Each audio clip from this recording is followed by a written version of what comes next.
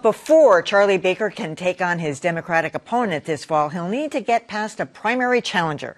Conservative pastor Scott Lively had a surprising showing at last week's state GOP convention, winning the support of nearly a third of the delegates. But Lively's resume raises some tricky questions about just how the press should cover him. Adam has more. Scott Lively made the GOP primary ballot after praising Donald Trump and ripping Charlie Baker. You can't have it both ways, Charlie.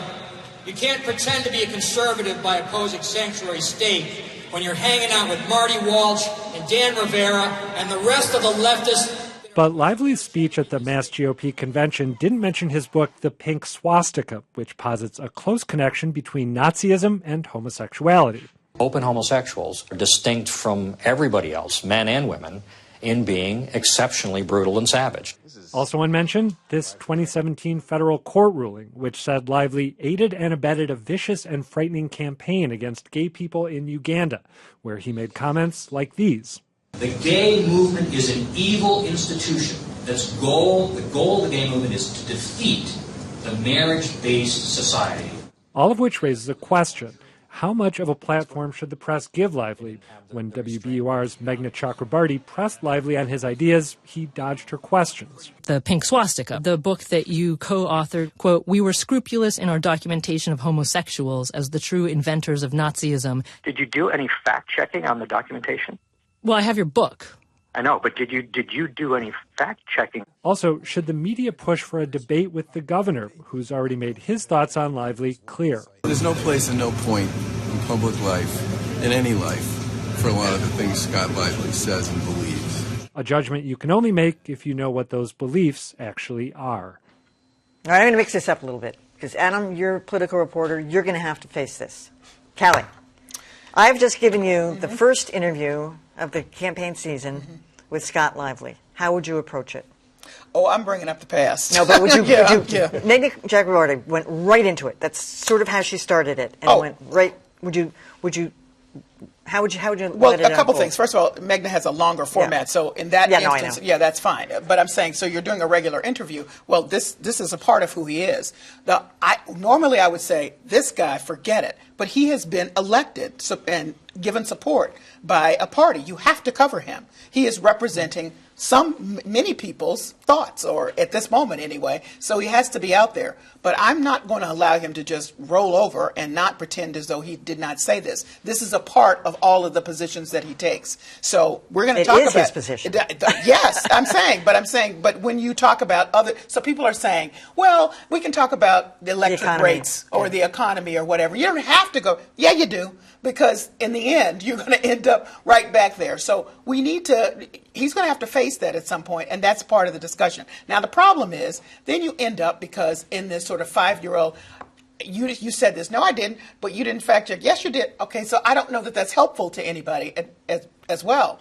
So I recognize that this is a conundrum, so what I would say is, must be covered. We have to figure out how we maintain decorum and be respectful to somebody who is the people's voice, and then that's what I would do. Do we have to be respectful? Because, hold on, knowing what he believes and the way he's posited, why do we care what he thinks about the economy or jobs or anything else as long as he holds these views? Yeah, I think that letting him trounce by the past and his outrageous and disgusting views about homosexuality would be a major failure for the media. I think that what the media has done fairly poorly with is trying to figure out this balance between what you do when you're confronting ideas that we all feel have been utterly discredited. And the fact that he got 3 in 10 Republicans in Massachusetts to put him on the ballot. I mean, the Republican Party is going to have to own that, by the way, by allowing him onto that ballot.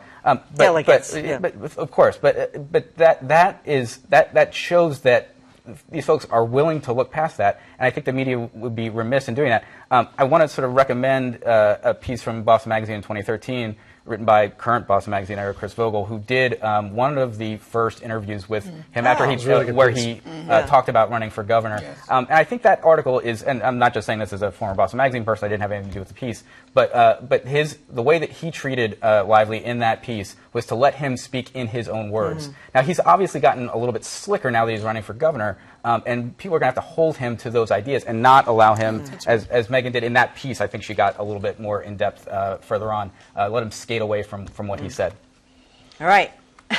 Well, I don't think that you gain anything by doing the same interviews with him time and time again, where it's going to be adversarial, and you're not revealing anything. I mean, pretty much everyone knows what he has said out there. Every report will touch on what he has done in the past, and certainly what he believes now.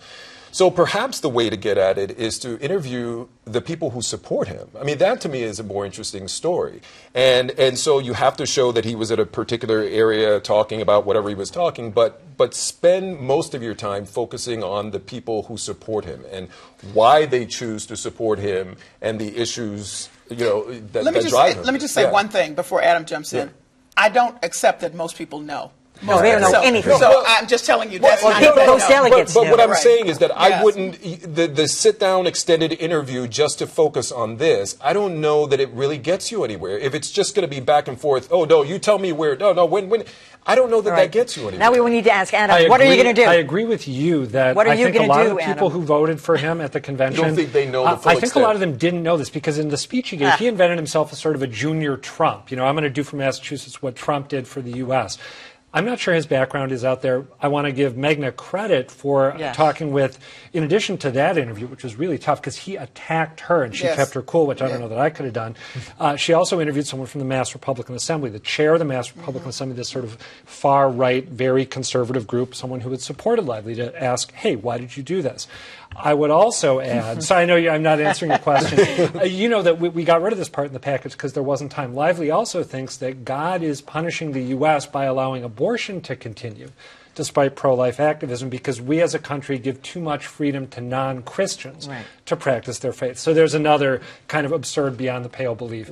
If I had a chance to interview him, I was trying to get him. I was very one note at the convention. I was saying, can you tell me what the argument in the pink swastika was? Can you tell me what the argument in the pink... What did it say about the relationship between homosexuality and Nazism?